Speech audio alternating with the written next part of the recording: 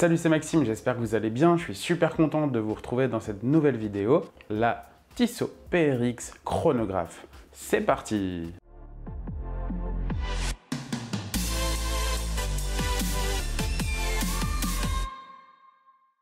Ça y est, on est en juin, c'est la sortie officielle du nouveau chronographe Tissot PRX. Et quel événement! Alors il faut savoir que la montre n'est pas tout à fait encore disponible, elle est en tout cas en précommande, mais ça devrait pas tarder. Et ce chronographe Tissot PRX, j'ai pu le filmer grâce au magasin Jack & Head, situé à Strasbourg. N'hésitez pas à passer si vous êtes dans le coin, c'est à côté de la cathédrale, magnifique pour se balader. Grand choix de Tissot, de Seiko et plein d'autres marques. Donc on va parler ici de ce fameux chronographe PRX. Et vous pouvez retrouver ma vidéo sur la Tissot PRX 80, on va dire la petite sœur de ce chrono, juste là-haut. Si vous ne l'avez pas déjà vu, allez-y. En tout cas, Tissot n'a pas fini de surfer sur cette vague, puisqu'elle est clairement pas finie, avec l'ajout de ce chronographe supplémentaire aux autres déclinaisons qui étaient sorties déjà au printemps, les versions 35 mm, d'autres couleurs, etc. Qui continue là-dessus, parce que c'est plutôt un design qui est vraiment sympa, et une montre qui l'est tout autant. Concernant les nouveautés de ce mois de juin, on a donc ici deux chronographes, un panda inversé cadran bleu que je vous présente dans cette vidéo, et également un panda cadran argenté avec index et aiguille en or rose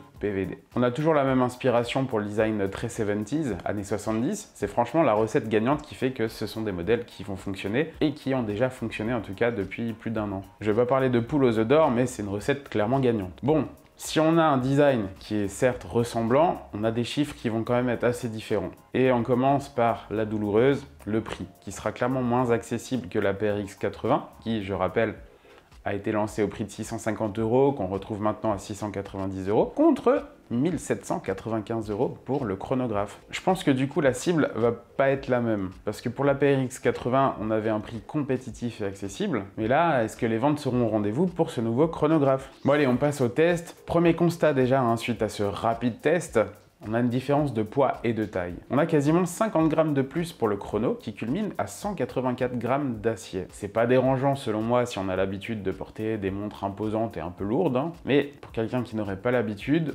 ça peut se révéler être un gap supérieur en tout cas. Ici on a clairement une sensation de robustesse. Pour continuer un petit peu dans les chiffres, je vais parler de la taille. De son diamètre qui fait 42 mm, ça fait en soi que 2 mm de plus que la Tissot PRX 80, je dois avouer que ça se voit quand même, ça se ressent. Le corne à corne est de 46,5 mm. Alors on reprochait la taille de la version Powermatic 80 une fois posée sur le poignet, empêchant du coup au petit poignet de pouvoir en porter agréablement sans avoir l'impression que la montre flotte complètement sur le poignet. Ici c'est encore plus important. Même sur mon poignet qui fait grosso modo 19 cm de circonférence, amplifié par les 14,54 mm d'épaisseur de la montre, il y a un gros espace, même des gros espaces entre les cornes et le poignet. Peu esthétique à première vue, lors en tout cas de mon premier essai. C'est vraiment quelque chose qui m'a frappé. Petite déception à ce niveau-là, mais bon, c'est le premier coup d'œil, ça peut évoluer aussi, de toute façon. À savoir que le bracelet n'était pas non plus mis à ma taille, mais en tout cas, ça m'a paru un petit peu dérangeant. À voir avec le bracelet cuir, mais du coup, on perd l'esthétique de la montre originelle. Ce sera un petit peu peut-être dommage. Bon, en tout cas, à l'œil, on n'a pas l'impression d'avoir une si grosse montre, grâce notamment à la lunette, qui elle seule fait 39 mm de diamètre. Ça donne clairement l'impression d'avoir une montre un peu plus contenue. Je trouve qu'au niveau d'un point de vue design, ça passe vraiment très bien. Concernant les finitions du boîtier, vous vous en doutez, on est semblable à la PRX 80. La boîte est en acier inoxydable 316L, poly-brossé sur le dessus, sur les flancs, en dessous. Et on a des arêtes polymiroirs, ainsi que la lunette et le fond de boîte également polymiroir. Donc le match parfait, esthétique.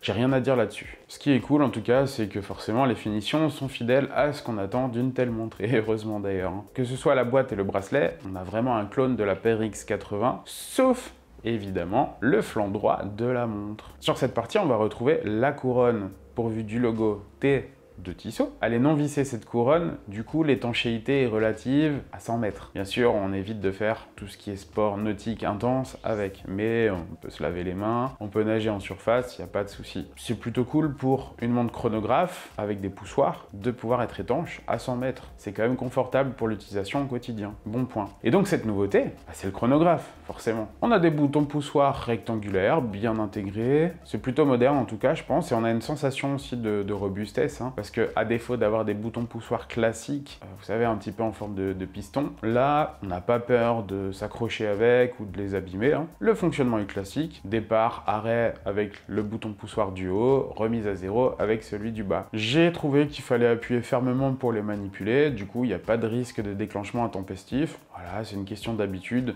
Si vous avez des chronographes, vous verrez que selon les modèles, selon certains, la force de pression demandée pour les déclencher va être différente. Déjà aussi, ça dépend si c'est des chronographes qui sont neufs ou, on va dire, plus anciens, vintage. Il est temps maintenant de parler du calibre, parce que oui, ce calibre, il est quand même pas mal sympa. Il s'agit du calibre ETA A05-H31, ça vous parle pas trop, mais en fait c'est une évolution du célèbre Valjoux 7753. On a une réserve de marche de 60 heures, fini les 80 heures du Powermatic 80. C'est un mouvement qui bat 28 800 alternances par heure, 27 rubis, stop seconde, remontage manuel et automatique, le classique. À savoir que le remontage du calibre est unidirectionnel par la masse oscillante, ce qui est particulier à ce mouvement Valjoux. C'est vrai que souvent on a des mouvements qui permettent un remontage dans les deux sens lorsque le rotor bouge dans les deux sens du coup. Donc là c'est vraiment unidirectionnel. Et pour le coup, j'ai envie de dire là, c'est plutôt cool d'avoir mis un fond transparent qui lui est en saphir. Au moins on peut observer ce mouvement qui est plutôt joliment décoré en fait, hein. Agréable à voir, la finition est perlée sur les ponts. On a également une masse oscillante qui est ajourée avec la signature Tissot. Il s'agit ici d'un calibre heure-minute, seconde décentrée, et date. Petite particularité concernant le réglage de la date, c'est que vous verrez sur le flanc à 10 heures, il y a un poussoir de correction rapide de la date. C'est un petit peu le même principe que quand on fait un reset sur une calculatrice, sur certains appareils électroniques. Souvent on prenait un petit cure-dent, un objet pointu pour appuyer dessus. Bon bah là c'est un petit peu le même principe. Alors bien sûr, on évite de prendre n'importe quel outil, c'est pas la peine non plus d'abîmer le système et surtout la montre, de la rayer. On a vite fait de déraper. Allez, si on passe du côté du cadran de la montre, on a un joli bleu, brossé verticalement, très élégant. Alors forcément ça change du cadran tapisserie, mais je me dis que si on avait eu ce cadran tapisserie, aussi beau était-il sur la PRX 80, est-ce que ça n'aurait pas alourdi l'ensemble, hein, avec déjà tous les sous-cadrans, le chrono, les aiguilles, tout l'affichage. Avoir un cadran texturé type tapisserie, personnellement je pense que ça aurait trop fait. Mais bon, à voir en tout cas si la tapisserie aurait été judicieuse sur ce cadran-là. Comme sur beaucoup de chronographes, on retrouve 3 compteurs, à 3, 6 et 9 heures. Ce sont des compteurs à fond blanc mis en valeur par des micro-sillons gradués sur fond argenté. Vous voyez un petit peu sur les images, j'espère qu'elles vous plaisent d'ailleurs, hein. N'hésitez pas à me le dire en commentaire. Là, je vais vraiment parler uniquement donc de la version que j'ai pu tester, c'est la version bleue. Je n'ai pas eu l'occasion de pouvoir voir l'autre version Panda. On a la présence de diverses aiguilles, on va dire au design typique de celles employées par Tissot, surtout dans cette gamme-là. Les classiques aiguilles heure et minute. Alors la grande aiguille, elle, la plus fine, n'affiche pas les secondes, hein. Mais il s'agit en fait de celle du chronographe sur 60 secondes qu'on retrouve donc au centre. Sur la ligne médiane du cadran, on retrouve donc le compteur 30 minutes et 60 secondes et le compteur 12 heures est en bas avec la mention PRX inscrit dedans. Le cadran est joliment fini. Comme je l'ai déjà dit, j'adore ce bleu brossé. Bon, le bleu et moi, hein, forcément, c'est une histoire d'amour, bref. Mais ce côté brossé verticalement, ça match parfaitement, je trouve. On a un chemin aussi de minuterie à bâton noir sur le pourtour à fond blanc du cadran. Le placement du guichet date, lui, est judicieusement placé à 4h30. Alors, c'est pas forcément une position qu'on retrouve souvent sur les montres, mais en tout cas, là, c'était forcément le meilleur endroit pour le mettre, sans que ça cache autre chose. Et de toute façon, il n'y avait pas possibilité à cause du sous-compteur à 3 heures. Comme ça règle tout. Il est à fond blanc, ça se démarque vraiment bien du bleu du cadran. Écriture noire, bon, quelque chose d'assez classique, mais efficace, bien intégré. On retrouve des index bâtons équipés de Super Luminova, comme sur la PRX 80. Idem aussi sur les aiguilles des heures et des minutes. Alors, j'ai pas eu l'occasion, par contre, de filmer ce que ça donnait de Super Luminova, mais c'est vraiment la même chose que sur la PRX 80. Évidemment, on a un verre saphir, traité anti-reflet, et puis un rayable, hein, du coup. Merci le saphir. Concernant le bracelet, celui-ci est identique, vous l'aurez vu, à la gamme PRX 80, et PRX Quartz. Une entrecorne de 13 mm, donc système de changement rapide, adaptabilité des bracelets cuir Tissot qui viennent tout juste de sortir aussi. Si vous voulez changer un petit peu de look à votre PRX, vous pouvez. C'est pas plus mal qu'ils aient gardé la même taille de bracelet, en tout cas, il n'y a rien de dérangeant là-dedans. Personnellement, moi j'ai une grosse préférence pour le bracelet acier intégré qui lui donne clairement son identité. J'aimerais pas lui mettre un bracelet cuir parce que tout simplement, Bah déjà, pour l'été, le cuir, ça va pas être pratique, mais on perd son charme. On verra dans les mois qui viennent, mais pour l'instant, je suis pas décidé du tout à abandonner ce bracelet acier. Acier 316L, hein, donc on a toujours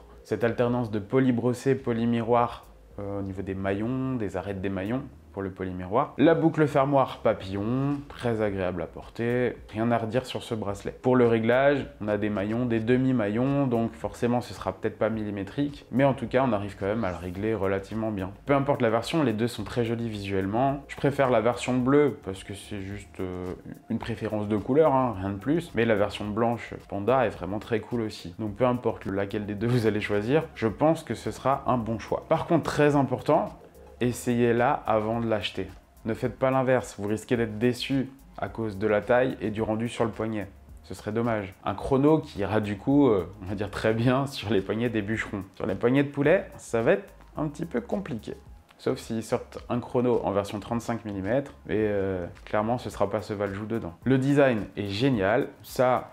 Je pense que beaucoup de monde est d'accord là-dessus. Et l'esprit PRX n'a sans doute pas fini de parler de lui, à mon avis. On voyage dans le temps avec cette montre. Années 70, l'arrivée des bracelets intégrés aussi, un peu l'époque Genta. C'est plutôt cool, avouez. Et en plus, à prix abordable pour la PRX 80 et pour un chrono, on va dire, de cette facture-là à 1795 €, on va dire 1800 €. Si on regarde ce qui se fait en face, ça semble aller avec la concurrence. On n'a pas de mouvement COSC là-dedans. Bon après, les mouvements en général qui sortent maintenant dans les PRX sont relativement bien réglés. Est-ce que ça vaut le coup de payer davantage pour avoir un mouvement qui est certifié COSC? Je suis pas sûr. Le design, on va dire parfait, ou en tout cas pas loin de l'être. Et ça c'est encore une fois, c'est que mon avis. Malgré une épaisseur qui peut être un petit peu trop élevée à première vue. Mon jugement aussi concernant la taille est possiblement altéré par mon habitude à porter la Tissot PRX 80, qui paraît du coup... assez contenu par rapport au chrono. Mais vous le savez, les habitudes se changent et l'œil s'habitue aussi. En tout cas, si elle vous plaît, essayez et achetez. Oui, je me répète, mais mieux vaut dans ce sens que dans le sens inverse. Ce serait dommage de ne pas pouvoir la porter. Je pense qu'elle aura du succès, sans doute plus contenu par rapport à la PRX 80 et au PRX Quartz, hein, sans doute, mais tout de même, son identité saura séduire les amateurs. Ça, je suis quasiment sûr. Et dites-moi en commentaire, en tout cas, si elle vous tente, ce que vous en pensez, n'hésitez pas. En attendant, profitez vraiment du beau temps, mettez-vous de la crème solaire et doucement sur les apéros. On se retrouve très vite dans une nouvelle vidéo. À bientôt. Salut!